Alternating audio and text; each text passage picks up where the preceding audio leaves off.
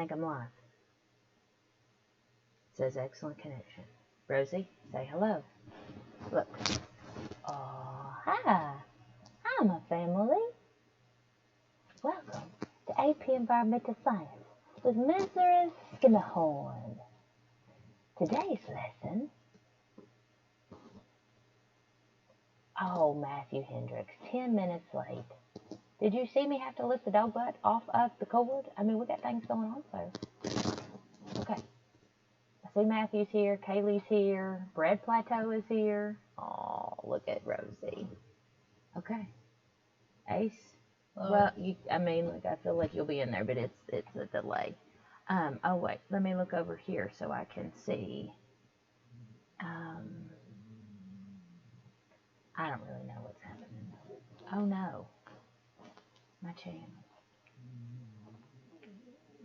I'm live now. This is what I want. Oh, look, here we are. You can't ever do that. Okay. Look, there you are. Okay. All right. So, let's talk right now about getting these glasses off because, I'm cool like that. Let's talk about the AP Central assignment.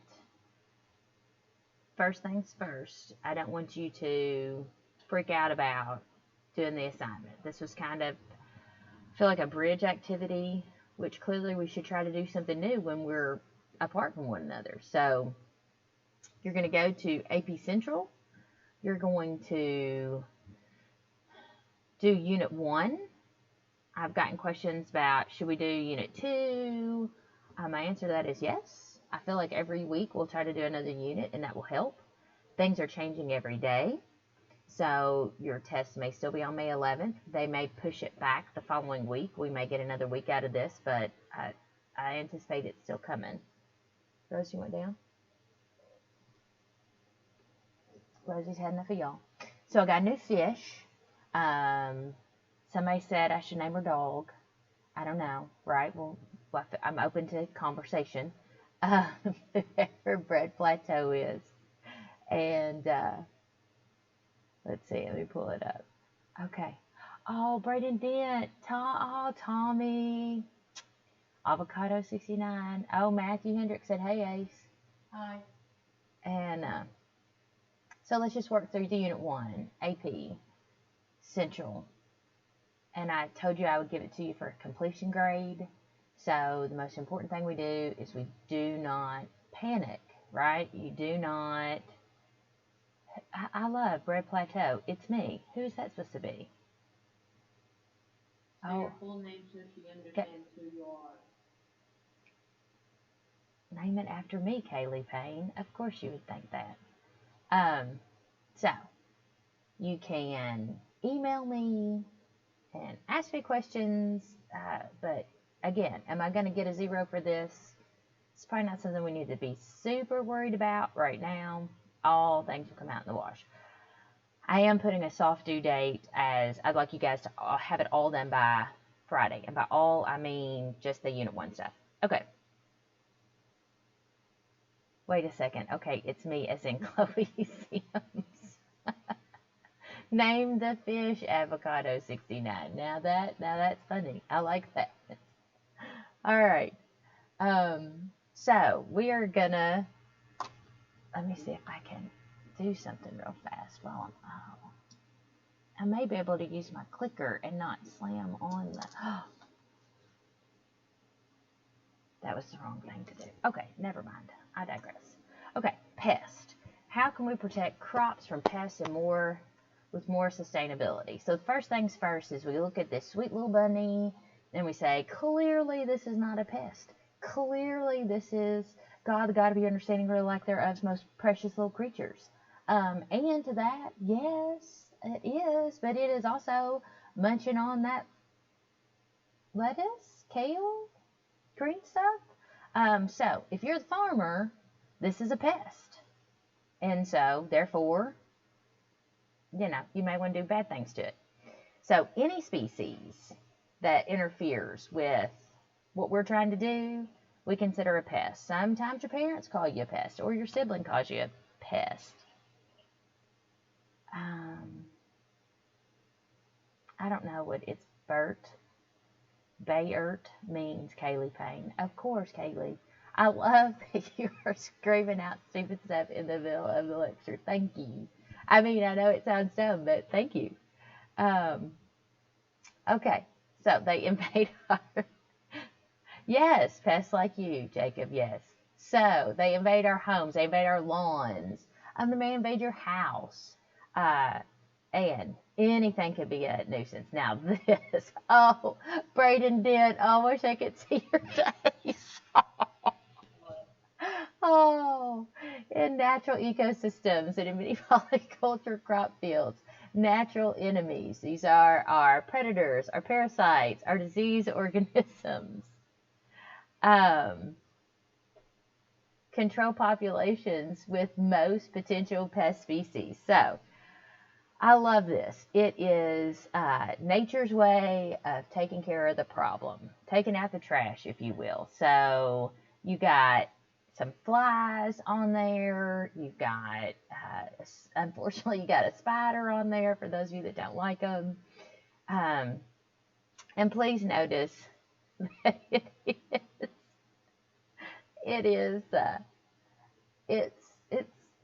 well, it's scary. And then at the bottom it says wolf spiders are also killed by most pesticides. So the big thought there is, so our pesticides are killing the pests, but they're also killing what? They're killing like the things that are taking care of our pests. So we don't want, sorry, Braden Dant. Oh, and yes, the spider, and the spider is cute. All right, we use pesticides to help control our pest population. So, at the end of the day, it's always risk reward, right? Cash in, cash out. So, if you are a farmer and this is your crop, you want to protect it. So, you're going to spray it. You're going to try to keep everybody from killing it. And this is just kind of giving you that rundown of insecticides, herbicides, fungicides, rodenticides. That's a new one. And these are all, anything that is a rodent would be killed by those. So on your vocab quiz, those would be words you want to know. Right. All right, for nearly 225 million years, plants have been producing chemicals called biopesticides. Now,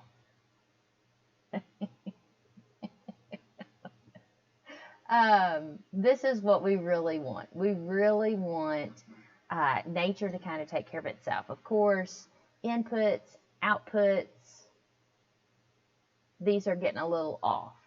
So we can't just rely on our insects to do the job for us. So we've kind of come along beside them and helped them along. So, biopesticides ward off, deceive, poison insects, and coevolution has encouraged insects and herbivores to overcome various plant defenses through natural selection and new plant defenses as favorable use than, just spraying them. All right, here we go. Now, aphids, right? I didn't even know these were a thing, but this was our first generation pesticide. So we're talking about the 1600s, nicotine sulfate. And nicotine, you think smoking, vaping, and it should make sense that it came from the tobacco plant. So I feel like you guys have seen these aphids. Okay, here we go. Now, DDT. Oh, wow, this is going to be on the internet. Okay, so DDT, it was, I'm going to say it, it was a good thing. Please, dear God, don't let the internet kill me, or God of your understanding, or the lack thereof. DDT stepped in and killed lice. It helped, as you can see in the picture, it helped our soldiers. It was not a bad thing. But unlike most things, we ended up with using it way too much. I work with a person who they study DDT as being something that was misrepresented. And so I'm kind of on the fence with the whole DDT thing. So you may not want to bathe in it, but I've got a couple of videos. This is Paul Mueller, and he won the Nobel Prize for DDT.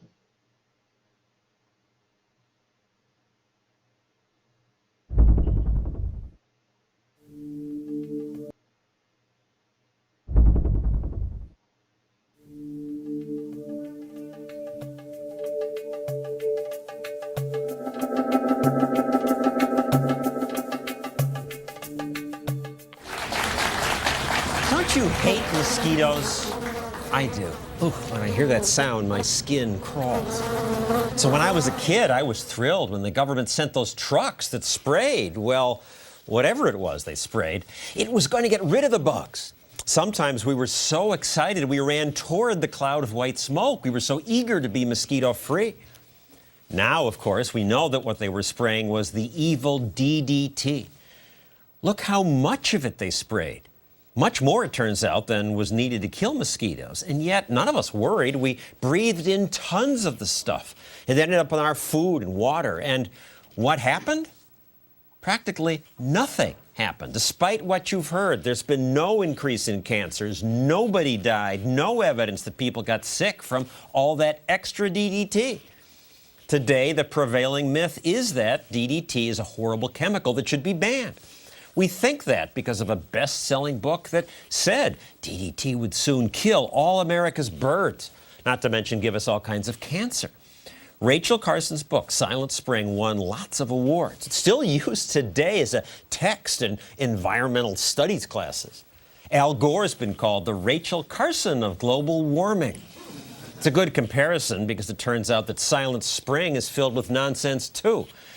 In her book, she suggests DDT gave one woman leukemia, but the woman was diagnosed with leukemia just 2 months after using DDT. Real scientists laugh at the book, but real scientists don't write bestsellers that influence people. Silent Spring made the DDT myth so powerful that DDT is now banned in much of the world. This doesn't hurt us in America because we already used it to eradicate malaria. Malaria used to kill 5,000 Americans per year. Now it's the ban on DDT that kills people. Richard Trenn just wrote a book about that titled The Excellent Powder. Excellent Powder? Excellent powder indeed. The title comes from a speech that Winston Churchill made in 1944 when he was talking about how the Allies were using the excellent DDT powder to rid the Pacific and European theaters of war of disease like typhus and like malaria. But wasn't it giving people breast cancer and hormone disruption? Absolutely not. There have been so many studies over the years that try and find an association between DDT and some human health harm. All of these studies are weak, statistically insignificant, and they don't comply with the most basic epidemiologic criteria that we need to prove cause and effect. We're mixing up association with cause of harm. So no, I mean there is no evidence that this is harmful to humans. And today, if you take a fraction of what we sprayed in America and what I breathed in, and you put it on the side of a hut in Africa, that protects them from malaria. Yeah, what happens is a tiny amount of DDT is sprayed on the inside walls of a house, and it lasts there for about a year. And what it does is it just keeps the mosquitoes outside the house. It works as a great spatial repellent. And keeps them outside for how long? 6 months? For over 6 months, up to a year. It's a great way of protecting people from mosquito bites. And yet some of these African countries say, no, we don't want this stuff. We know it's evil, you're poisoning us. Well, not true. Many African countries have been trying to use DDT. Some do, and luckily now the US government is supporting some of those. Through the President's Malaria Initiative, they're actually supporting some of them. They changed policies from when you last looked at this some years ago.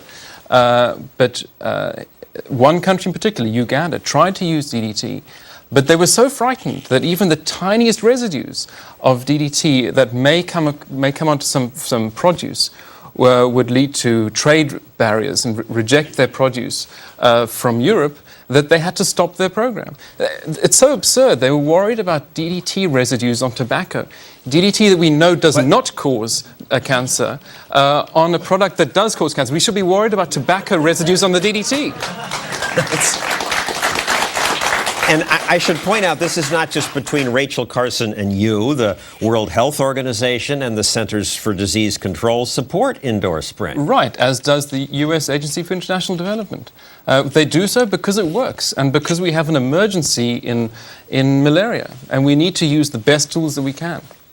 Now, I should say, we asked the scaremongers who keep telling these DDT stories to come on this program to debate him, and they would not. Groups like Pesticide Action Network, Greenpeace, the NRDC, the group of lawyers, World Wildlife Fund. I mean, I think these people are murderers. If 1 million people die of malaria a year, these so-called environmentalists kill people.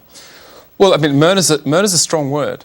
But what we do know is happening is that there's enormous pressure on governments and even on the WHO to stop the use of this chemical, and instead to promote some of these bizarre so-called environmentally friendly solutions, like planting trees around houses that may or may not repel mosquitoes, maybe using fish that may or may not eat mosquito larvae.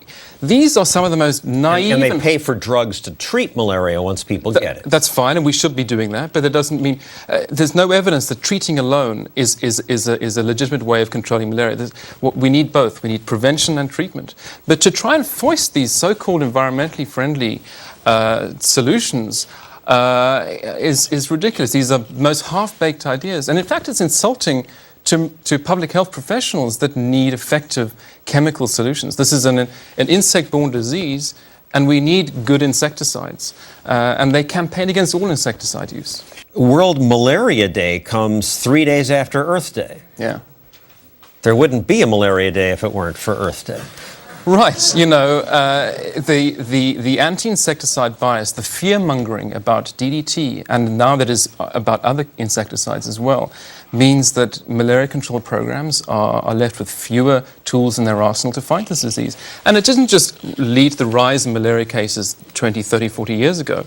It means that in the future now we have fewer insecticides and almost no investment in new tools. DDT is a great insecticide, but we need new chemicals. And there's just been no investment whatsoever in the search for these new tools.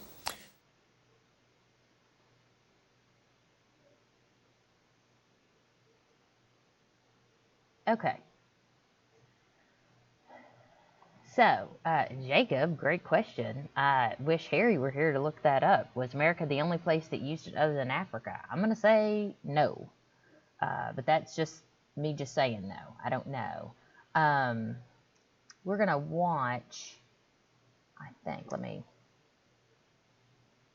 I don't have it. There is a video that you guys can see where, and I don't know if it was Paul Mueller or not.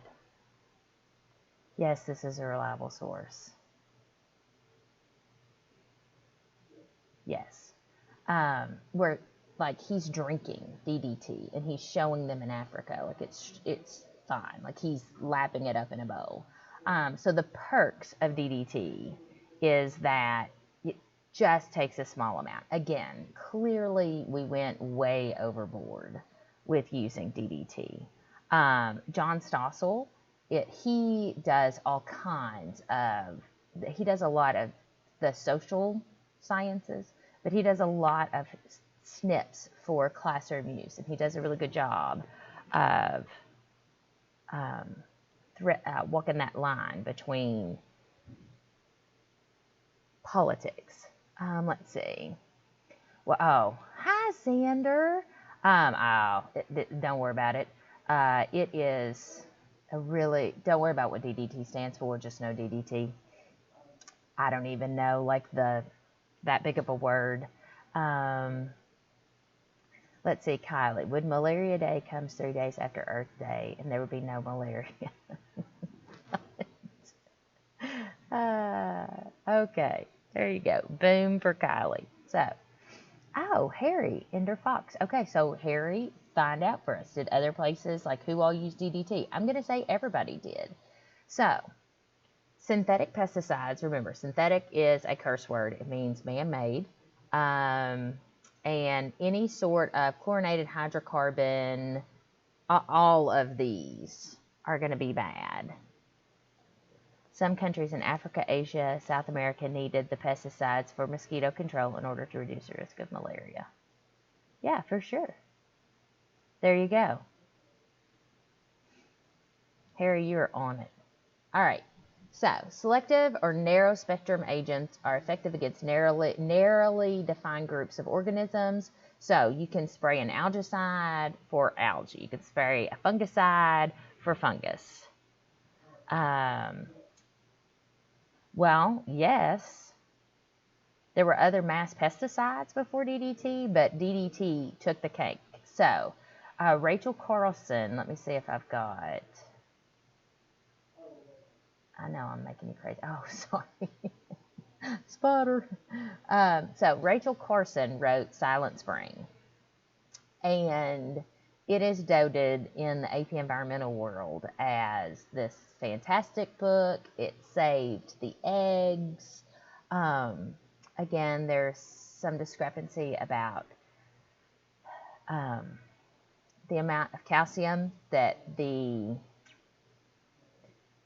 vulture type birds had access to, like how legitimate was the egg and her study. Again, just saying it's out there. And so, because of Rachel Carson and Silent Spring, we basically went on an international destruction of DDT. And again, I think it is one of those unfortunate things to where we just, I don't know if this sounds familiar, but we just jumped in too fast. You could paint the outside of your window or your screen door once a year, and it would take care of your mosquitoes all year, like one use, and you're done, instead of spraying over and over and over. We've talked about the treadmill, right? Like the pesticide treadmill, how you just have to keep coming back and coming back and coming back with more and more and stronger stuff. So, their persistence, which is what I was just talking about, is the length of time they remain deadly in the environment. So, the good thing about DDT is it stays active for a year. The bad thing about DDT is that it biologically magnifies. So, these organophosphates are active for days to weeks. If you spray for ants, or if you spray around your house, you may be spraying a couple of times a week. So, risk reward here, right? Do you want one use or do you want multiple uses?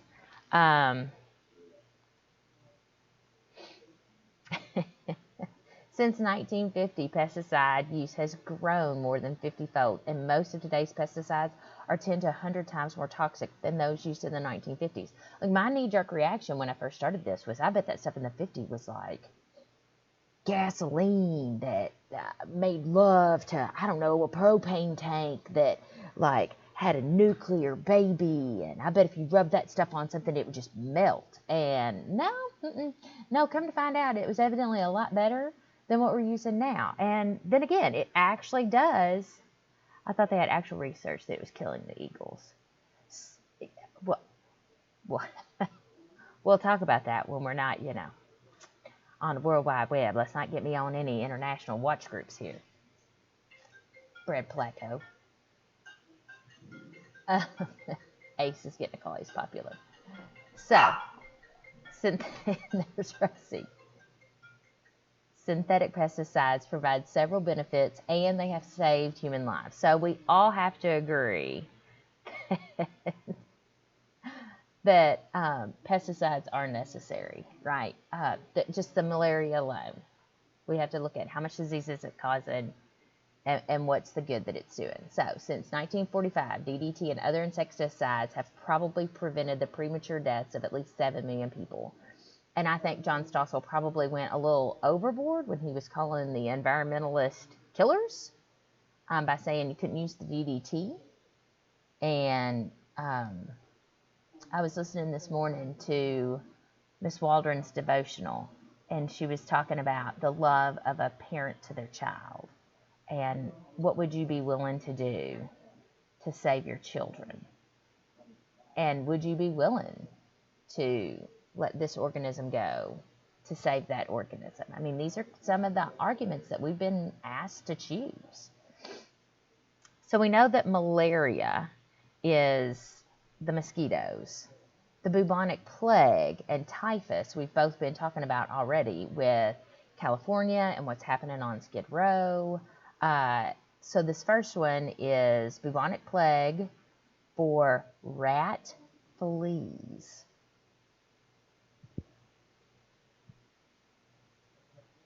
This year in many countries throughout the world, the flu has been deadly. The CDC reported that in America it has been unusually active, and in January it was revealed that the virus was killing around 100 people every week in the US. In the UK, they've had the worst flu season in many years, but it's also been a global concern, with countries all over Asia and Africa experiencing what many are calling one of the worst global flu outbreaks in a long time. So much so that scientists said it's imperative to create a much more effective universal influenza vaccine. We might regard ourselves as fortunate though, based on what you're about to hear. In this episode of the Infographic Show, could the Black Death happen again? Don't forget to subscribe and click the bell button so that you can be part of our notification squad. First of all, what is or what was the Black Death, also known as the Plague? Well, it was one of the worst pandemics in history, killing somewhere between 75 to 200 million people in Europe and Eurasia in just a few years from 1346 to 1353. After it was done, something like 30 to 60% of Europe's population had been wiped out, with many others dying in other parts of the world as well. In fact, it killed so many people, it took centuries for the world's population to stabilize. It also made comebacks in Europe later on, such as the Great Plague of London from 1665 to 1666, but the 14th century Black Death was the worst pandemic the world has ever seen in terms of loss of life. It's thought it made its way to Europe on Genoese trading ships. The ships arrived at the Sicilian port of Messina, only for those who came to greet them to be faced with a nasty surprise. Most of the occupants of the ships were either dead or dying. It's thought the ships had been to parts of Central Asia, and there it said rats carrying the bacterium Yersinia pestis came aboard the ships. Fleas on these rodents were the vectors that passed the disease to humans. Authorities in Sicily soon ordered all the death ships out of the harbor, but it was too late, and soon people all over Europe were getting infected. It spread so easily because it was airborne, which meant coughing or sneezing was enough to spread the disease around. So, what's it like to get down with a dose of Black Death? During the pandemic, an Italian poet called Giovanni Boccaccio described it like this. At the beginning of the malady, certain swellings, either on the groin or under the armpits, waxed to the bigness of a common apple, others to the size of an egg, some more and some less, and these the vulgar named plague boils. These eggs that he describes are called buboes. Once they appeared, soon after the victim would have a very high fever, usually start coughing up blood because of lung infection, and between 2 and 7 days, it was often game over.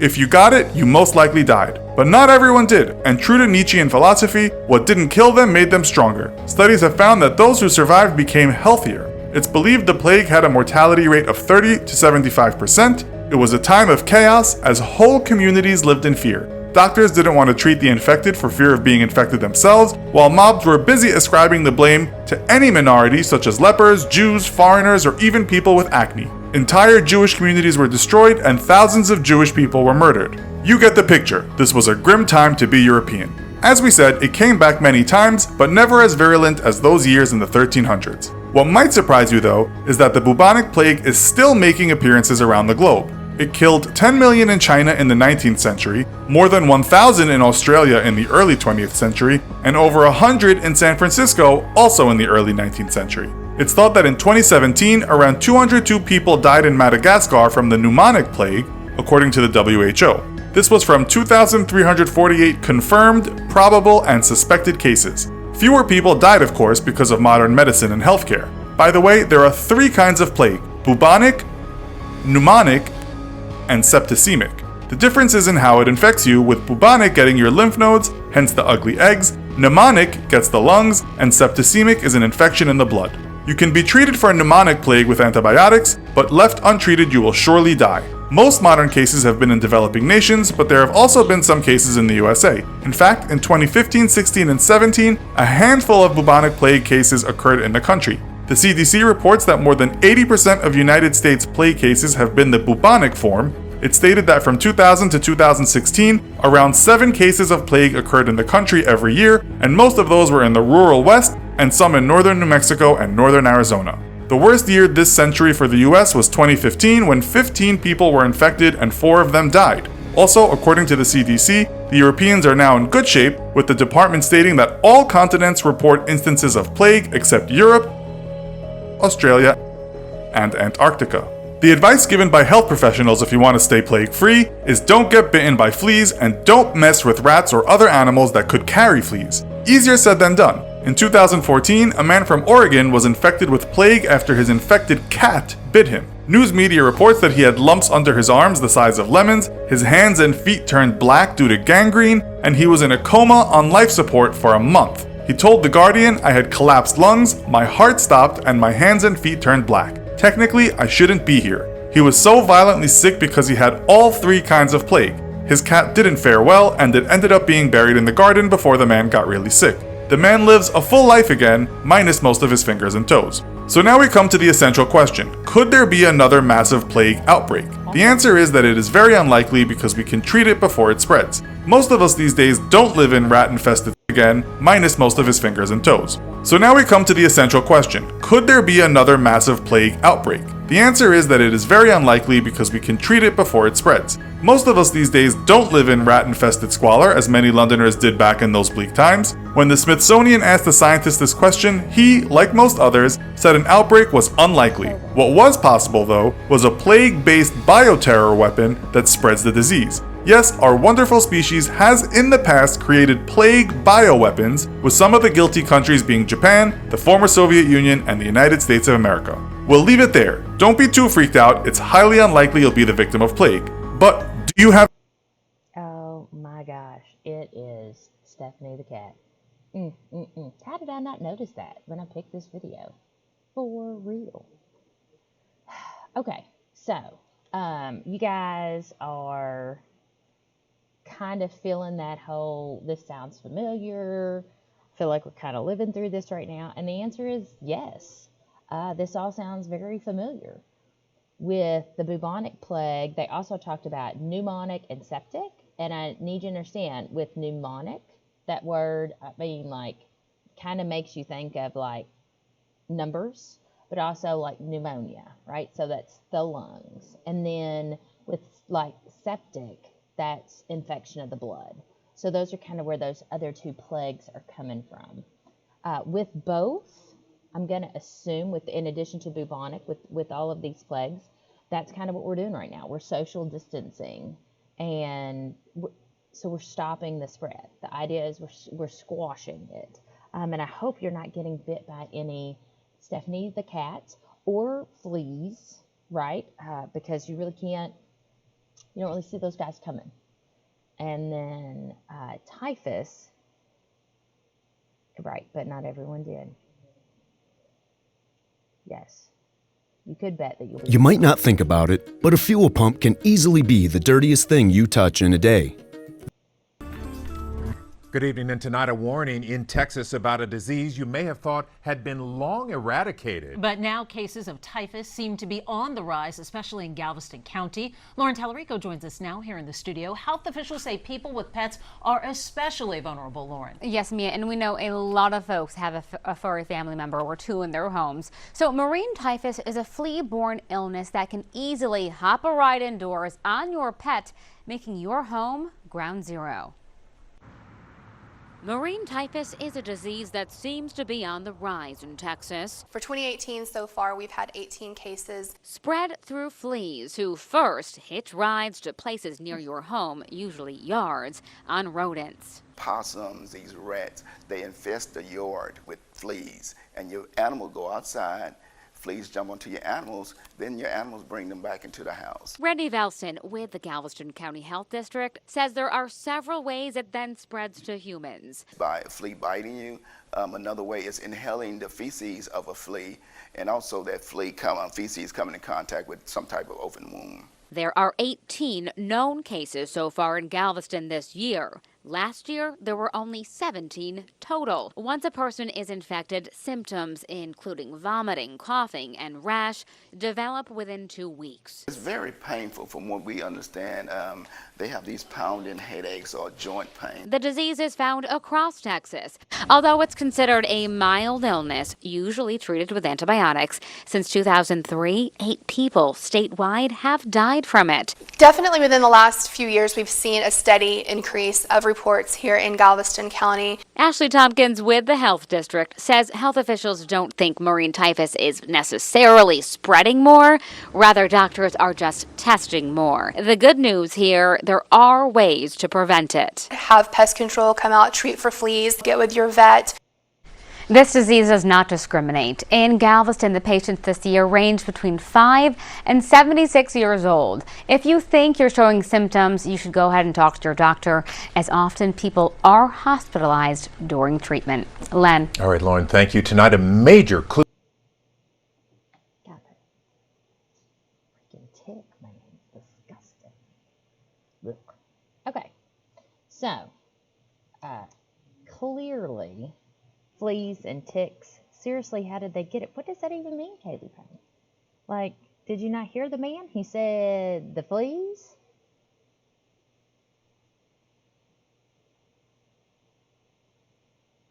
Yeah, y'all are dumb, but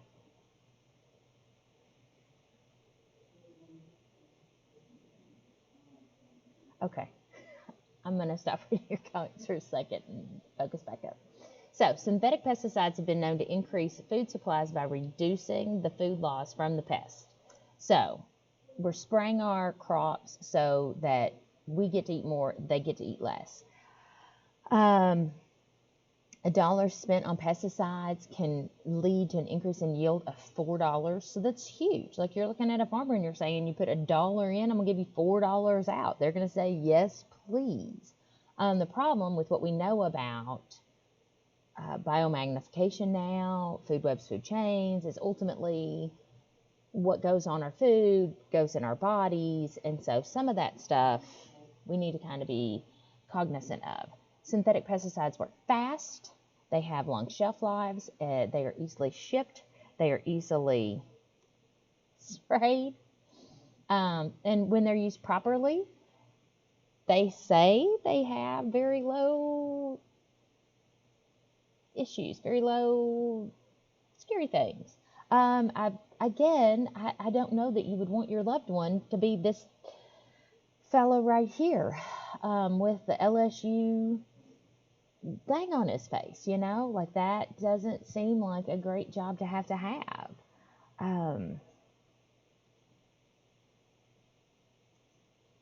So, newer pesticides are safer, they're more effective.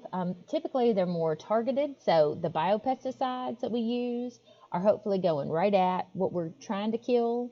We're trying to mimic that biopesticide signature so that we're not maybe broad spraying, but we're getting right at the heart. Oh, good. You guys are answering your own questions. That's fantastic. Okay. Now, oh, guys, this is called something like pigweed, cowweed, something. It is terrible. They'll tell you in this video what it is. I remember it now. So, of course, the treadmill, right? So, the more that we're spraying, the more resilient it's been. It's just like with Lysol, killing 99% of all the germs. Well, the 1% that lives does, you know, gets to do the reproduction gig.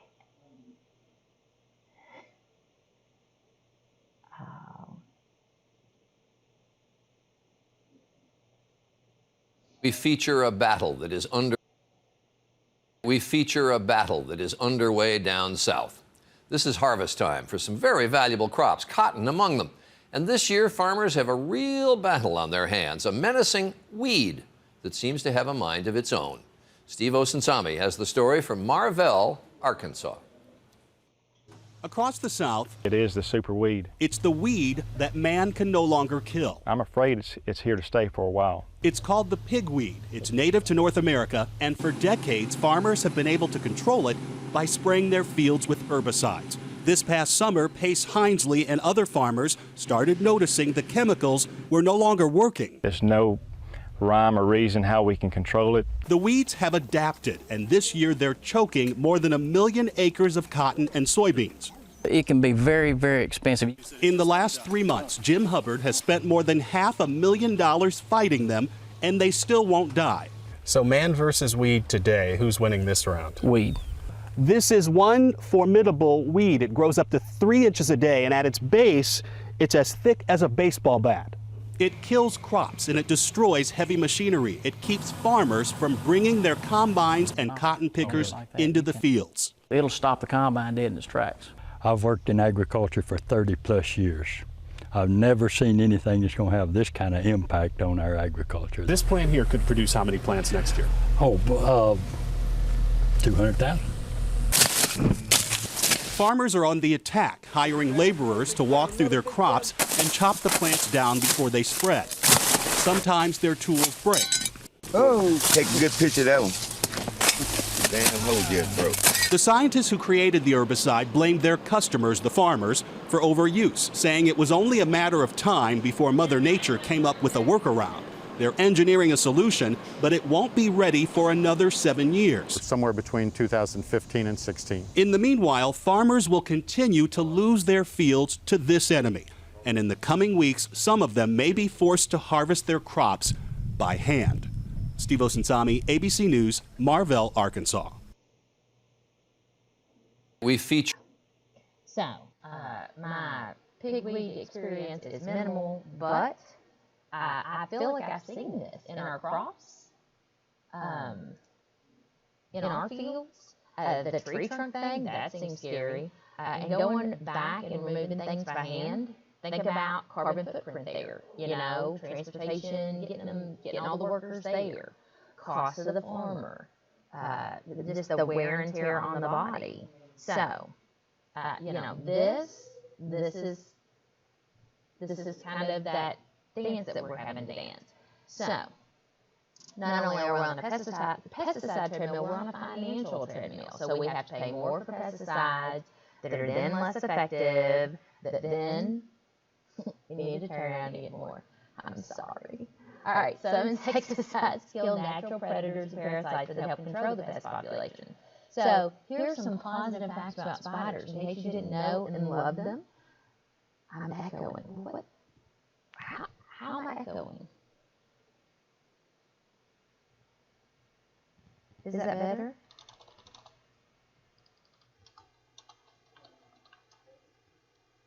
Why is there an echo? I don't know. Okay, I'm just gonna keep talking. I'm gonna unplug my headphones.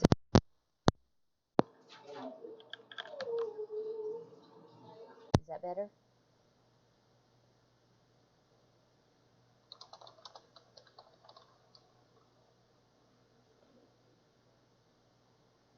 So I'm gonna, again, I'm just kind of hanging out talking until you guys tell me whether the echo is gone. It's gone now. Hey, good. Okay, so, oh, but now I have this in my other ear, so I can't hear myself. I hope I don't get too loud. So, fun facts about spiders. They eat 400 to 800 million tons of insects every year. So that's a great thing, right? Because that's something natural that we have something alive that's there to eat our pests. So they're usually applied ineffectively, and often they pollute the environment. So if you look at this, again, all of us good rednecks say, it's crop dusting time. And crop dusting is a great thing for us. Unfortunately, when we're spraying it, it doesn't always hit the target insect. It doesn't hit our target place. So it's just kind of this mass tarp that we're laying down. we definitely want to protect our bees, right? So with, I'm going to take this out. It's driving me a little crazy. Y'all let me know if the echo comes back. Oh, thank you, Ace. Okay, hang on. My PowerPoint, okay, thank you. All right, so remember, our pollinators are keystone species, right? Our pollinators are so important, and we definitely don't want to mess them up.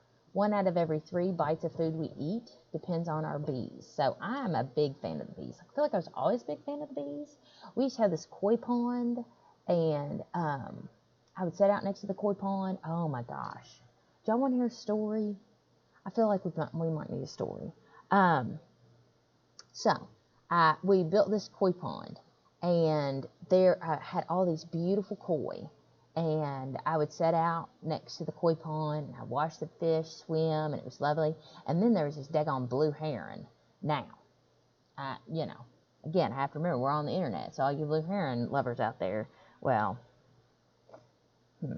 anyway. So these daggone blue herons would show up, and they're these ugly birds, and they were eating my fish. I'm talking like they would look at me, and they would walk towards my pond, like strutting. And they weren't scared of me, because evidently they're a protected species. And oh, I was so mad. I had this beautiful butterfly koi, and it had these flowing fins, and he was so big and fat and pretty. And that daggone blue heron choked on it, trying to eat it. So he killed it, spit it out, and then flew away. So now, not only do I not have like the knowledge that at least my beautiful butterfly koi has fed something, no, it just got to be spit out. And my expensive butterfly koi is now lying in my yard. So then I scoop it up with, the pond scoopers, like the pool scoopers, and I go running down the thing, and I'm freaking out a little bit, because I'm thinking, like, if this dead fish just hits me, okay, I have a heart attack. So I throw it in the woods, and I was so mad. Like, at this point, the only koi fish that I have left is these ugly, like, black ones that were born in my koi pond, and they were camouflaged to the bottom so that the stupid blue heron couldn't find them. And so I'm getting ready to go to school, and I see there comes the stupid blue heron. He's walking down my yard, and I was like, oh, curse words. And so I go, and I get the BB gun, and I'm like, ooh, I'm going to pump it up. I'm going to pump it up, and I'm going to shoot you, bird, and ooh, you're going to take it. So the blue heron flies up in this tree, and I go and I get my BB gun, and I look at it, and I shoot it. And I mean, this BB gun was so powerful, y'all, that I actually watched the BB fly in the air. I'm going to say, not a physics major, but I'm going to say it probably was not moving with a lot of velocity, and it just like got stuck in the little blue heron's chest. And the little blue heron went, oh, I was so mad. So, I guess I can tell y'all the rest of the story. God, man. Okay, I'm not going to tell y'all the rest of the story. I'm going to tell y'all a hypothetical situation that a friend of mine heard about. So, this friend of mine, she was in a similar situation, and she got so mad that she ran in the house, and she may or may not have grabbed the .22. And she may or may not have discharged a firearm. And then she potentially may have missed the bird too. So then she ran over to a neighbor, and she tried to talk them into killing the bird. She may have contacted like her local wildlife people to see if they could kill the bird. And to this day, she may still curse the birds. Like, you see the blue heron, and you're like, oh, look at those beautiful birds. They are not beautiful birds. They are fish eating. They have bad attitudes. They're terrible creatures. And I feel like Like, we've protected them enough. It's time for them to just go out on their own. All right, I digress. Sorry. Right?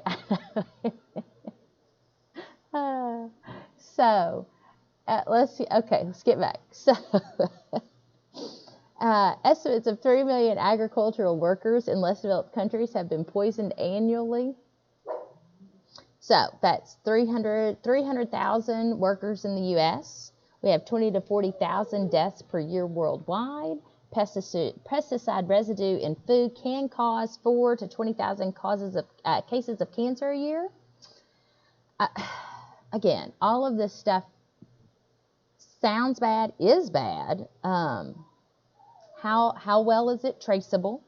You know, I feel like the amount of pesticides you eat would be hard to determine. Things that you do to clean your food off before you eat them. Those are the kinds of things we need to do to help. So, here's our Dirty 12, our Clean 15. I'm going to say this is very similar to our other list that we had. And I'm also going to say that if you look, the Dirty 12 are typically the ones that you're eating the exterior. You're eating the part that's getting sprayed. And the Clean 15, for the most part, those have some sort of exterior that the pesticide doesn't touch the inside that we eat. Again, cauliflower's on there, and you're eating the cauliflower, so that's a problem. So, this comes from your book, and advantages versus disadvantages, because obviously we don't, nothing is 100% good or 100% bad. So, my biggest problem with this would be that treadmill, right? Like, we're not going to get off of it if we don't find a better way. So, how do we do this? Well, we can grow our own food, which, let's face it, a lot of us would die if we were dependent to grow our own food. We could buy certified organic food. But again, we go right back to that, then who does it eliminate? Right? If you're buying certified organic food 100% of the time, what's that going to do to your food bill? And who can do that? Everybody can wash and scrub all their fresh fruits and vegetables. Everybody can eat less meat, no meat, or organically produced meat. Now, understand those are 3 different categories, right? So we'll talk again about Meatless Monday. We'll talk again about if you make the choice to not ever eat meat, how intelligent you need to be about your dietary choices. And then those organic meat products are pretty good. Before cooking, trim the fat from the meat. Now, think about this. What did I tell you about biomagnification? What did I tell you about how this stuff is stored? And why does that make sense that you're going to trim the fat, right? Like, understand that with bioaccumulation in the fatty tissues, those are kind of the worst ones that we have. Oh, you're going to love this. You're going to love this.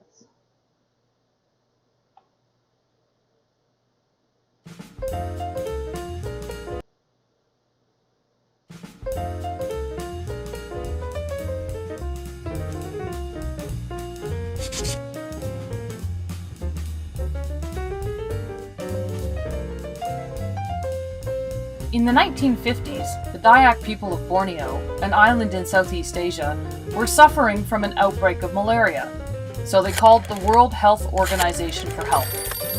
The World Health Organization had a ready-made solution, which was to spray copious amounts of DDT around the island. With the application of DDT, the mosquitoes that carried the malaria were knocked down, and so was the malaria. There were some interesting side effects, though. The first was that the roofs of people's houses began to collapse on their heads. Turns out the DDT not only killed off the malaria-carrying mosquitoes, but it also killed a species of parasitic wasp that had controlled a population of thatch-eating caterpillars. Thatch being what the roofs of the Dayak people's homes were made from. Without the wasps, the caterpillars multiplied and flourished and began munching their way through the villagers' roofs. That was just the beginning. The DDT affected a lot of the island's other insects, which were eaten by the resident population of small lizards called geckos. The biological half-life of DDT is around 8 years, so animals like geckos do not metabolize it very fast. It stays in their system for a long time. Over time, the geckos began to accumulate pretty high levels of DDT, and while they tolerated the DDT fairly well, the island's resident cats, which dined on the geckos, did not. The cats ate the geckos, and the DDT contained in the geckos killed the cats. With the cats gone, the island's population of rats came out to play. We all know what happens when rats multiply and flourish. Pretty soon the Dayak people were back on the phone to the World Health Organization, only this time it wasn't malaria that was the problem. It was the plague and the destruction of their grain stores, both of which were caused by the overpopulation of rats. This time, though, the World Health Organization didn't have a ready-made solution and had to invent one. What did they do? They decided to parachute live cats into Borneo. Operation Cat Drop occurred courtesy of the Royal Air Force and eventually stabilized the situation.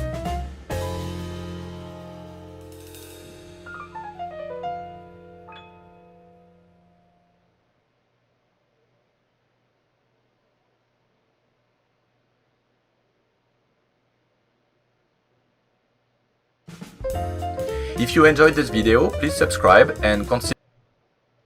Alright, so, first things first, this could be some of your all's dream to have cats just parachuting in. So I always thought cats of Borneo were a for real, like this really happened. And then I went to an AP training and people were saying it didn't really happen. It was just a fictional thing. So I've done light, not deep dive, hairy, if you want to do a deep dive you can, on whether or not this really happened. But the underlying concept is still awesome, right? So malaria was a problem. Mosquitoes were a problem. So what did we use? We used DDT. So DDT did a great job wiping them out. So because the mosquitoes weren't there to take out the caterpillar at the larval state, right? The caterpillar showed up. And then the caterpillar started eating their little grass huts, right? Like the roofs. So let's see. Roaches stored DDT in their body. Lizards ate caterpillars and roaches. And so then the lizards slowed down. And so then the cats were like, these are easy. So then the cats ate the lizards that had the DDT, and it all bioaccumulated. And then after all of that, the cats died. So, ultimate answer, let's parachute some cats into Borneo. Again, lots and lots of conversations have erupted over the years with, is this real?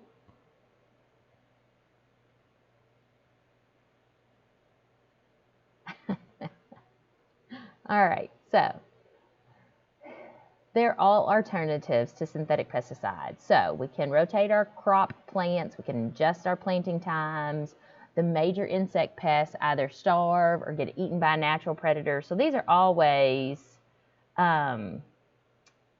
things that we would rather use. Again, I think it is almost pompous for us to sit on this side of the desk and be like, well, if I were a farmer, I would do all of these alternative things, when the reality is your family's banking on that money. It's your family's livelihood. So would I be bold enough to do something completely different? Would I be bold enough to try an alternative way that could result in my family not doing so well? And the answer is probably not. Like, I'm afraid I'd be a big chicken scaredy pants. Okay. So one of the things that they encourage you to do is provide home for your pests' enemies, meaning that, like at my house, we have tons and tons and tons of bats. And so under our roof, there are these little slanted things. I don't know what they're called. But the bats hook up underneath them, and that's where they live. Like if you come to my house, you just see all of this bat dung underneath these little slanted things towards the peak of my house. And if you look up and you have good eyesight, you can see them beady eyes looking back down at you. And we let the bats live there. And we went in behind and tried to fortify it, because I don't know if y'all have heard, but when bats get in your ceilings, like, I don't know, in your math classes, and they poop, it smells. So we fortified that part of the house so that hopefully they can't get in, but we wanted to give them a good place to live so they could eat our mosquitoes. Like, that's a great, it's a great use. And then we don't spray for the mosquitoes, right? Because we don't want to kill the bats. We can implant genetic resistance, so use genetic engineering to speed up the development of pest-resistant crops. And then, here we go, bring in the natural enemies. I do have like a whole movie for you guys to watch, but this isn't it, I don't think.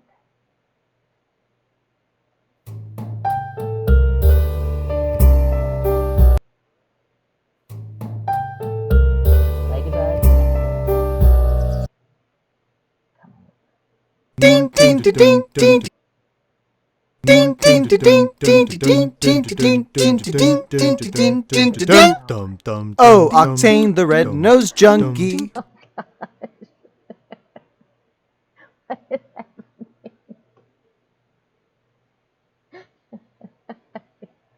Let's try again.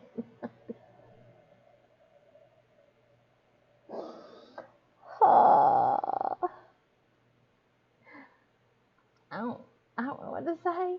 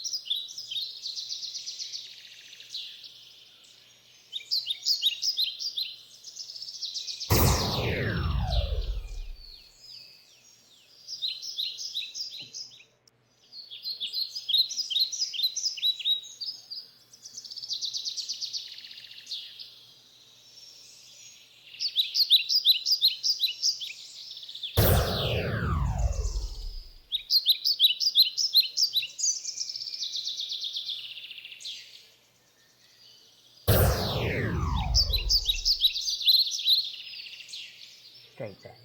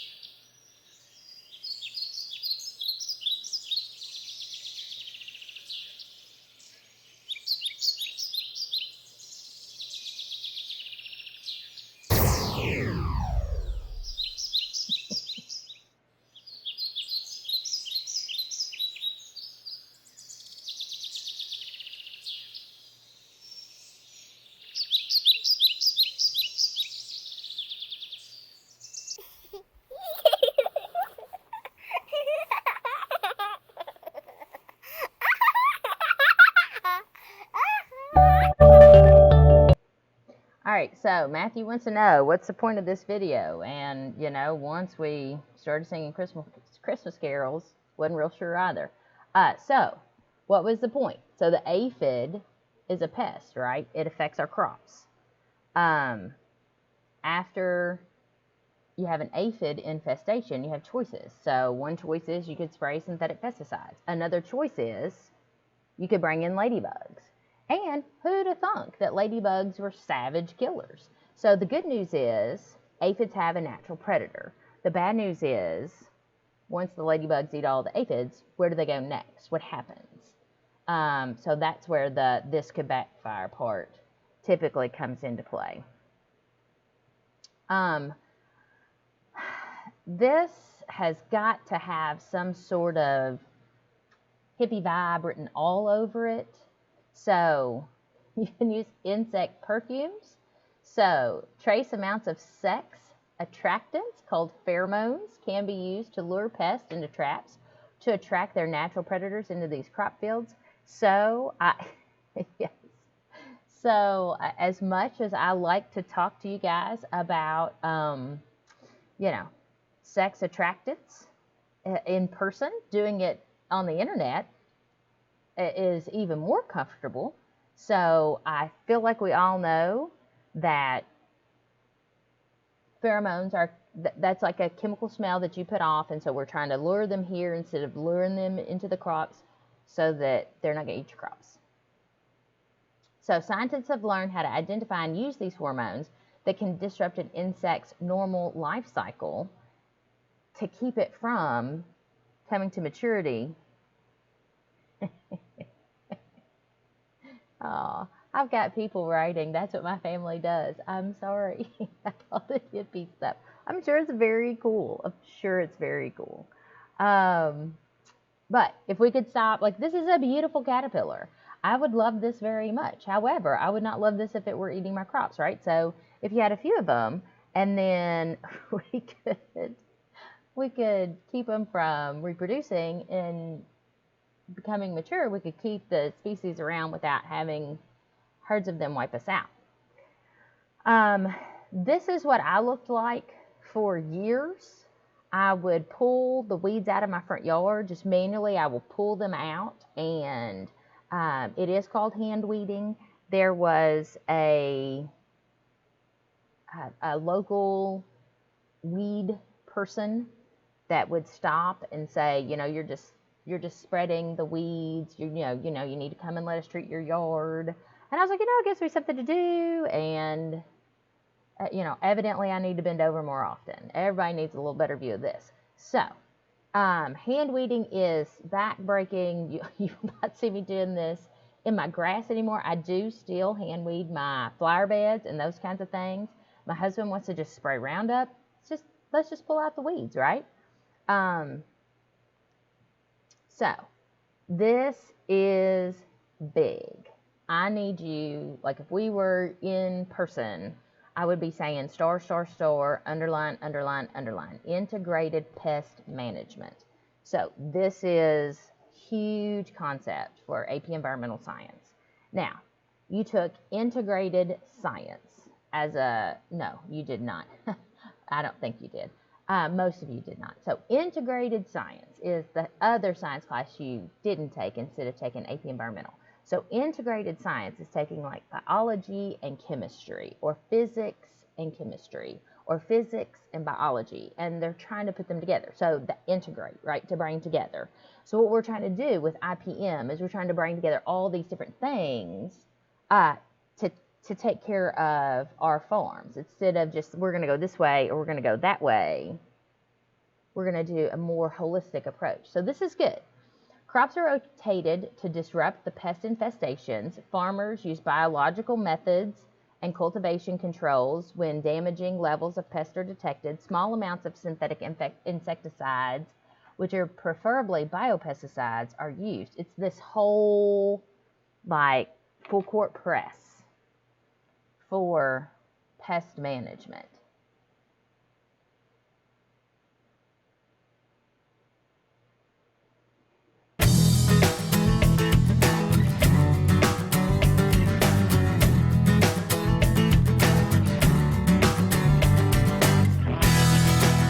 As long as there have been farms, farmers have been battling pests.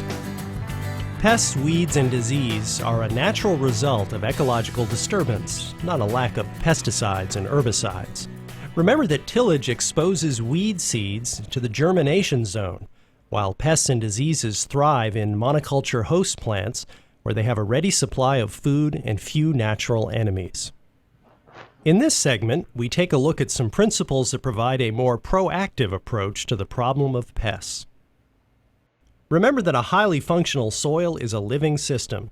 It teems with beneficial microorganisms and other beneficial insects and organisms that help soil ecosystems keep pests and diseases in check. Healthy soils also mean healthy plants, because a highly functioning soil allows the growth of healthier, stronger plants. Let's take a look at the strategies that make up what's called integrated pest management. Modern pesticides have now been available for over 60 years. In the 1940s, when pesticides first became available, farmers gained powerful and easy-to-use weapons for defeating harmful organisms. The new chemicals were so effective that research on ecological methods of pest control was largely abandoned. The next generation of farmers learned very little about non-chemical approaches to controlling pests. But over the years, we discovered serious drawbacks to chemical pest control. Many kinds of insects developed resistance to pesticides, and cropland weeds learned to tolerate herbicides. Newer, more expensive products were required to cope with the resistance. Many pest control products contaminated the environment and caused unintended damage to wildlife.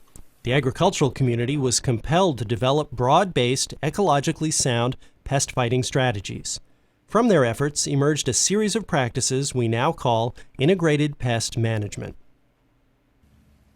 Integrated pest management is an approach to controlling pests that takes advantage of the broad variety of management practices that are available to farmers. The strategies used in IPM can save you money because they offer alternatives to expensive pesticides and herbicides. Integrated pest management is built on 4 main principles, often known as the PAMS approach: prevention, avoidance, monitoring, and suppression. Let's take a look at each one. It's usually easier to prevent pests and diseases from developing than to control them after they appear. Make it a goal to interrupt any pathways that enable pests to reach your fields. Remember, prevention is your first line of defense. Pests move from field to field through your equipment. Take the time to clean any piece of equipment after you use it, and especially when you move it from one field to another. We have all our harvest equipment. We blow all the dust and weed seeds and residue off of it every day that we can. We have a big air compressor that we recently got, and we blow them down and get everything. So we don't want the weed seed to travel from one farm to another. We just blow all this trash off and leave it in the field it came from, pretty much. That's helped a lot and keep weeds from traveling around. Today's treated and weed-free seeds go a long way toward the prevention of pests and will reduce, if not eliminate, the need for many pesticides. If a pest population already exists in your fields, use the avoidance approach to prevent the pest from impacting your crop and reaching economically damaging levels. The avoidance approach typically involves a number of cultural practices. For example, intelligent crop rotation will help break insect and plant disease cycles by depriving organisms of a suitable host. People don't understand. They think planting the same crop over and over poisons the land in some way. What happens is all the organisms in the soil that feed on the crop don't feed on a different crop. So the population of these parasites in the soil diminishes when the crop's not there to feed them. So all we're doing is controlling parasites by rotating. Plant crops with maturation dates that allow you to harvest before the pest develops. And consider planting disease-resistant cultivars. Remember that cover crops provide a host of advantages. They outcompete weeds, feed your soil, and provide diversity to your soil and your land. All of these things go toward preventing pests. High-residue cover crops such as rye can be rolled flat on the soil surface prior to planting, and they'll also work to fight weeds. Surface residue will help you avoid weeds. Residue not only suppresses weeds through shading, some surface residues are allelopathic. When the plant material is killed by rolling or undercutting so that the stem is damaged and in contact with the soil, the stems leak out substances that act as pre-emergent herbicides. The effect generally lasts 30 to 40 days. When we started to roll, It's flat on the ground. You can see where you're going, where you've been, and it's a whole lot better. Plus the fact that if you want an allelopathic effect, especially from the rye for your weeds, it needs to be touching the soil. If it's standing straight up there and finally falls down, it's not going to have that same effect because it's not been in contact with the soil very long. Allelopathic crops include rye, barley, sorghum Sudan, buckwheat, and oats.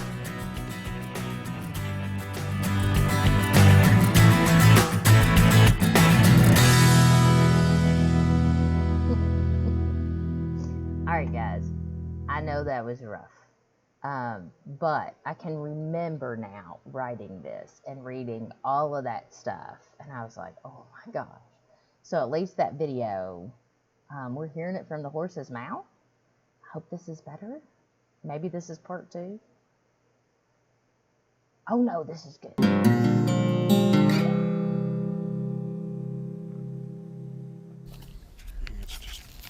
We don't want to touch it because we don't want our scent on there. So one of the core principles of integrated pest management is determining how you deal with those pests based on thresholds. In other words, how many of a certain kind of pest you have in an orchard, what the population is. And one of the ways that we determine that is using these pheromone traps. Basically, it's a trap that has a pheromone specific to what we're trying to catch. In this case, it's oblique-banded leaf roller, OBLR, and it's one of the 3 types of moths that we're trying to determine, what the population is here. So we're trapping for these guys, and then we already have traps up for oriental fruit moth, which comes fairly early in the season. We usually get a catch of that. Codling moth would be the next one we put out, and then this week we're putting out oblique-banded leaf roller because we should be starting to get the flight of the first full generation of those that are coming in. A generation ago, people were basically spraying by the calendar. In other words, at this date, you would spray X material to take care of these particular pests, whether they were there or not, because people weren't specifically scouting to see what their pest levels were, and they weren't working with thresholds. In IPM, you have to get to a certain population level before you decide to treat. When I first started growing apples, it was a calendar thing. 4th of July, you got up early and you sprayed your orchard for apple maggot. That was the first apple maggot spray of the year. And then every 7 to 10 days after that, depending a little bit on whether or not it rained, you kept a pesticide coverage on your apples for apple maggot. In the late 70s, we had a researcher come into New England at University of Massachusetts named Ron Prokope. And Ron thought about things a whole lot different. And at one of the winter conferences, Ron raised his hand and said, I've studied a lot of bugs, and he said, I've never found one yet that's got a calendar. He says, how do you think they know that they're going to start on the 4th of July? And that started us thinking down this road of we need more knowledge about this. And Ron started on a process of identifying when the apple maggots were actually appearing. And lo and behold, it does vary every year. But almost uniformly, at least in our part of the woods up here in New Hampshire, it wasn't on the 4th of July. We were fortunate here in New Hampshire that we had a new entomologist whose name was Alan Eaton. And one of Alan's jobs was to bring this new concept called IPM out to the growers. That was really the start of IPM. And of course, I was young and fresh out of college. He knew he'd have a tough sell with some of the more, shall I say, seasoned growers, convincing them that they needed to change their ways. But Alan was very smart and went right after the money and said, I can save you money if you follow this program. And the first thing he went after was apple aphids. And he convinced us all that if we didn't spray for apple aphids, there would indeed be predators that would come in and take care of the task for us for free. And that was an easy sell, and it was a really slick way to sort of get the concept going with all the growers. It worked. Threshold depends on the insect, but we check it once a week. So we're looking at 10 or 12 probably per trap, and that's probably right at threshold. So what I'm looking. So I'm about to hang this oblique banded leaf roller trap in the tree up here. And one of the advantages this will give us is we know they haven't flown yet, just based on past history. So we'll check the trap regularly, and when we catch one oblique banded leaf roller, we'll know that the first generation, or the overwintering generation, has flown. And we could, by keeping careful records of the weather, we can count the degree days until the eggs that first generation lays will hatch. So we'll have a pretty good idea once we start catching oblique banded leaf rollers when they're really going to blow up, if they even do. Another advantage of the trap is that we check them, monitor them at least weekly, and as Brian mentioned, the thresholds will tell us. So if we're catching, one moth per day, we can go look at some guidelines and decide, okay, does one moth per day constitute an infestation? No, we'll just continue monitoring, and if things go the way we'd like them to go, we'll never have to treat for oblique banded leaf rollers. But thanks to the trap, if we do have to treat, we'll know exactly when and exactly what the pressure of that pest is. Inside you can see a little rubber cap. It looks like a pencil eraser.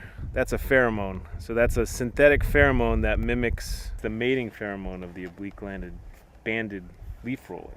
So when they want to mate, they'll sense this pheromone and they'll fly into the trap and just get stuck on the sticky stuff inside. The curculio was actually a weevil. It's a hard-shelled insect with a long snout.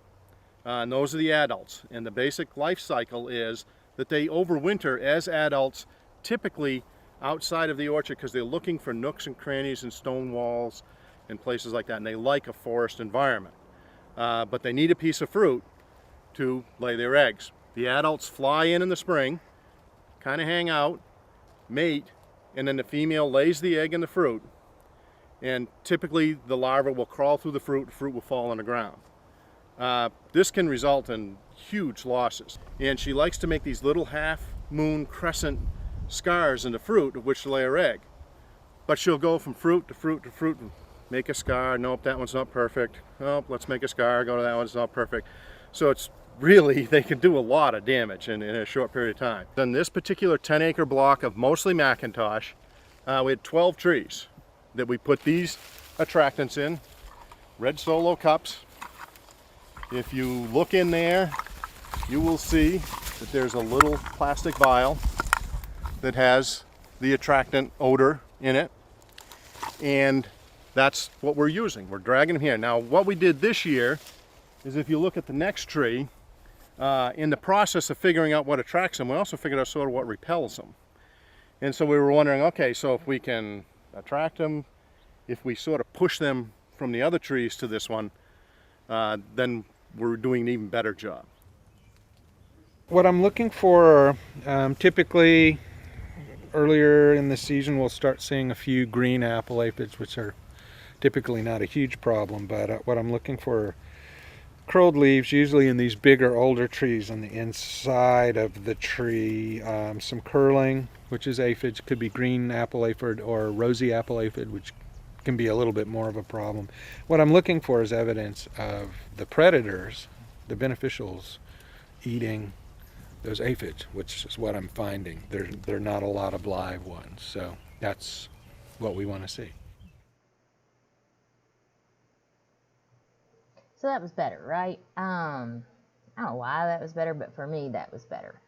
And again, notice that they're all kind of going for this. You don't just want to spray them. You don't just want to go to a calendar and say, this is going to happen at this time. So do what's needed to be done when it's needed to be done. But if we can get away from using so much pesticides, think about the reverse of the treadmill, right? Ideally, we could start using less and less pesticides, or maybe less and less potent pesticides, which would be great. According to the U.S. National Academy of Sciences, a well-designed IPM program can reduce synthetic pesticides and pest controls by 50 to 65%. So they're saying that this is going to lower the amount of fertilizers, this is going to lower the amount of water, this is going to lessen the amount of genetic resistance that our pests are experiencing because they're not being bombarded all the time by these chemicals. Oh, there's Joe and Grace Ford. I'll tell you a story about them in a minute. But the drawbacks are it requires expert knowledge about each pest situation, and it takes a lot more time. Like, you can't just jump in and be like, I'm going to IPM it up today. It's a long, drawn-out process. What may work in one area may not work in another area. It's so dependent upon all of these variables. So when you think about where we're headed with like what our insects are exposed to and what our dirt consumes versus just what Evansville does or Paducah does or Nashville does. You know, Mother lives near Cincinnati, and their temperature is like 10 degrees difference, and she's, what, 3 hours away, 2 hours away? So as always, the initial cost is usually higher. Government subsidies will pay for synthetic pesticides. So the government's saying, here, use these, although integrated pest management jobs are evidently really an open alleyway for you guys right now. So this is Joe Ford. He's the fellow holding the snake, and I went to church with Joe and Grace in Calhoun, and he has passed on, and that's his wife Grace, and he is the, I don't know, the proprietor, the creator, the visionary behind the Joe Ford Nature Center that's at the end of the Greenbelt down towards Audubon Elementary. Like, you take the bypass all the way to the end, and they have all kinds of neat things that you guys can do and nature walks, and it was, I mean, Joe Ford was a good guy. Grace Ford is a good lady too. So scientists are arguing that the USDA uses a 3-point strategy to promote IPM. So again, we're back to this argument of we all want to use IPM, but wait, it's scary. We're not sure it's going to work. You want me to put all my eggs in this basket. So there's a lot of jostling back and forth. So they're wanting to add a 2% sales tax on synthetic pesticides to make it less likely, less,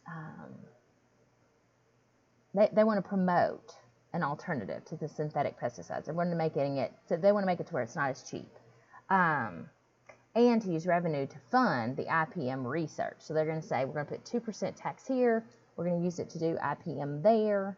They want to set up federally supported IPM demonstration projects on at least one farm in every county in the U.S. Again, quick Kentucky fact, we have 120 counties. So, I mean, think about if IPM set up one farm in every county. Think about the cost for just Kentucky. So this is like a huge undertaking. And then train the USDA field personnel and county farm agents in IPM so that they can help the farmers use this alternative. So all of the experts that are in the field aren't experts in this. They're experts in synthetic fertilizers. They're experts in this is what we've always done. We go back to the old adage, you don't want to go to the doctor and them to be like, I've never been in this type of situation before. What is that again? You want the doctor to be like, I have seen this, I have treated this. Everybody leaves here with a smile on their face when I'm done with them. And that's just your body. This is your whole family's livelihood right here. So IPM, I think it's super cool, but I also understand that it's, oh look, we're done. That it's not that easy. Okay, we did 12-4. We're doing so good being stuck in like insecticide conversations, which are, you know, I know my strong suit. So let's talk about the rest of the week. I told you at the beginning, I want you to start working on AP Central. I know that if at least one of you emailed me and said you couldn't see the assignment, so I'll try to deal with that when I get off of here. I am going to post a vocab quiz just because, you know, we're just going to keep going. And it's your chicken, you pluck it. I expect everybody to make 100. If it were me, I would try to figure out what the right answer was first instead of just looking up the vocab words. because it's not going to be there for you for your AP test. I am going to post an exam. It will go in as a quiz grade. Your quiz will go in as a homework grade. And we'll just keep moving forward like that. As far as when things are due, we're not going to worry so much about things that are late at this moment. And having said that, I will continue to put in grades as I do put in grades. Your test, I expect you to do it that day that I assign it. But we're in uncharted waters. So I also understand that. I just need everybody to keep breathing, take a big deep breath, and know it'll be okay. I posted you guys another video just for funsies. I bought a fish, and so it's swimming around, and I miss you all. I hope you're still reading. We just have, do we have 12.5 and 12.6, and that's it. So I feel like we'll be finishing up pretty soon, and then we'll be on to chapter 17. Yes, Jonathan, there is a code for you to get onto AP Central. You need to look at, Foster. You need to look at your Google Classroom, and I've posted on your Google Classroom the code for your class. Okay, Foster. Here we go. Miss Aglehart has had her baby. That's not what I want.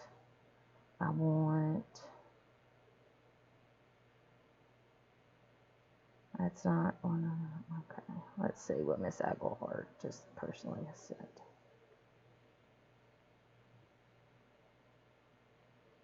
Okay, I'm on a lag, so I'm going to do that.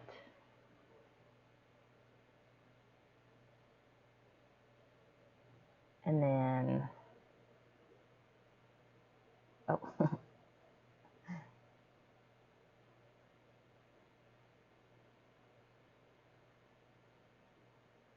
I'll do that. Baby Foster. I'm waiting to see myself. This is my favorite picture.